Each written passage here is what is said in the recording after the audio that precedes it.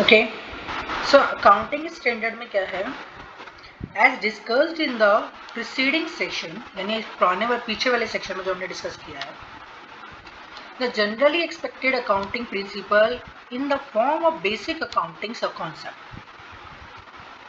Have been accepted by the accounting profession. तो जो basic accounting concept हैं उसके अकॉर्डिंग हम एक्सपेक्ट करते हैं। तो बेसिक अकाउंटिंग कॉन्सेप्ट क्या है, एक तो होता है डबल अकाउंटिंग सिस्टम और एक सिंगल एंट्री सिस्टम, है ना, by the accounting profession to achieve a uniformity and comparability in the financial system। अब जो अकाउंटिंग प्रोफेशंस होते हैं वो बेसिक अकाउंटिंग कॉन्सेप्ट्स को अपनाते हैं ताकि यूनिफॉर्मिटी रहे और कंपैरेबिलिटी कर सके। This is the aim at increasing the utility of these statement. इससे जो स्टेटमेंट जो प्रिपेयर की जाती है वेरियस अकाउंटिंग प्रोफेशंस, उनकी यूटिलिटी भी हो जाती है, यूज भी कर सकते हैं उन्हें। यूजर्स ऑफ अकाउंटिंग इंफॉर्मेशन, और जो वेरियस यूजर्स हैं उस अकाउंटिंग इंफॉर्मेशंस की, उनकी यूटिलिटी बढ़ जाती है, क्योंकि जब सारे के सारे अकाउंटिंग प्रोफेशंस सेम एक कॉन्सेप्ट को अप्लाई करेंगे तो इससे कंपैरिजन आपका इजी हो जाएगा। But difficulty in that gap permit variety of alternative treatment for the same item. लेकिन जो गैप है आपका, गैप का मेन वर्क क्या होता है, आपको जो डिफरेंट अल्टरनेटिव्स हैं सेम आइटम्स के वो प्रोवाइड करवाना। For example, various method of calculation of cost inventory are permissible which may be followed by different enterprise. अब देखो, जो GAAP है वो आपको different different strategies of treatments बताता है कि आप कॉस्ट ऑफ जो इन्वेंट्री है, cost of inventory means stock, ठीक है, यानी कि स्टॉक की जो कॉस्ट है आपको वो किस डिफरेंट डिफरेंट मेथड से आप कैलकुलेट कर सकते हैं। अब क्या होता है, different enterprises different different method से उस कॉस्ट को निकालते हैं जो कि परमिसेबल भी है। इससे प्रॉब्लम आ जाती है एक्सटर्नल यूजर्स के लिए, बिकॉज एक्सटर्नल यूजर्स इसे समझ नहीं पाता, विच become a inconsistent and incomparable, जिसको कंपैरिजन भी नहीं कर सकता। जब different enterprises different different method से कॉस्ट ऑफ इन्वेंट्रीज निकालेंगे तो कंपैरिजन कैसे होगा। This necessitates bringing the uniformity and consistency in reporting of accounting information।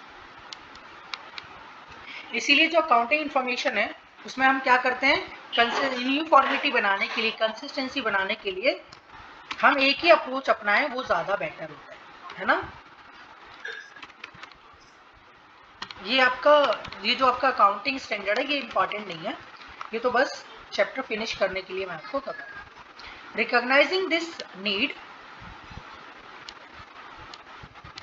recognizing this need, Institutes of Chartered Accountant ICAI constituted the Accounting Standard Board। तो एक accounting standard board बनाया इसने इन अप्रैल 1977 for developing the accounting standard, ताकि इस accounting standard को develop किया जा सके। The main function of ASB is to identify area in which uniformity is standard is required and develop draft standards after wide discussion with a representative of governments, public sector undertakings, industries and other organizations। ऐसे भी give a due consideration to the international accounting standard as India is a member of international accounting system setting body। और जो ASB था इसने एक और चीज पे भी जोर दिया कि जो इंटरनेशनल अकाउंटिंग स्टैंडर्ड है उस पे भी कनेक्ट करा, उसकी भी मेंबर बनी। ASB submit the draft of standard to council of ICAI which finalized them and notifying them the use of presentation of financial statement। तो क्या बताया कि फाइनेंशियल स्टेटमेंट को किस तरीके से प्रेजेंट करना है। तो एक कमेटी बनी, उस कमेटी ने एक यूनिफॉर्मिटी लाने की बात कही, ठीक है, कि ताकि अकाउंटिंग स्टैंडर्ड में यूनिफॉर्मिटी आ सके। ASB also make the periodic review of accounting standard. और ASB क्या करती है, जो अकाउंटिंग स्टैंडर्ड है उसको रिव्यू पे भी देखती है, ठीक है, पीरियडिक रिव्यू भी करती है उसका।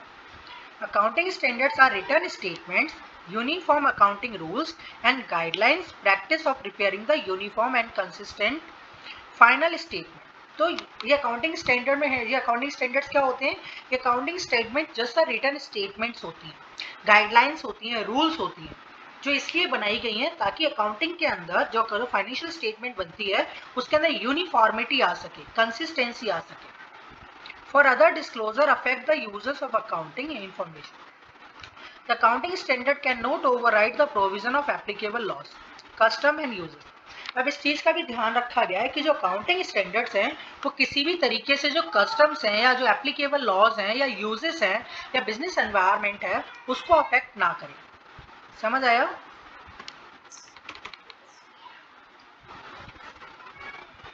Next, the institutes tries to pursue the accounting profession for adopting the accounting standard. अब इंस्टीट्यूट्स को भी जो ICAI वाला, ठीक है, इंस्टीट्यूट ऑफ चार्टर्ड अकाउंटिंग जो है उसको भी बोला गया कि उसने भी ये जो अकाउंटिंग स्टैंडर्ड्स रूल है इनको अडॉप्ट करा है। So the uniformity can be achieved in the presentation of financial, ताकि जो यूनिफॉर्मिटी है वो अडेप्ट की जा सके, अचीव की जा सके। In the initial year the standard are the recommendatory in nature. Once the awareness is created about the requirement of standard, steps are taken to enforce the compliance, the making a mandatory for all the companies and compile with.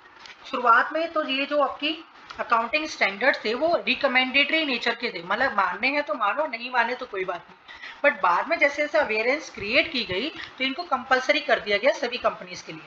अब सभी companies सारे same rules follow करती हैं ताकि easily समझा जा सके।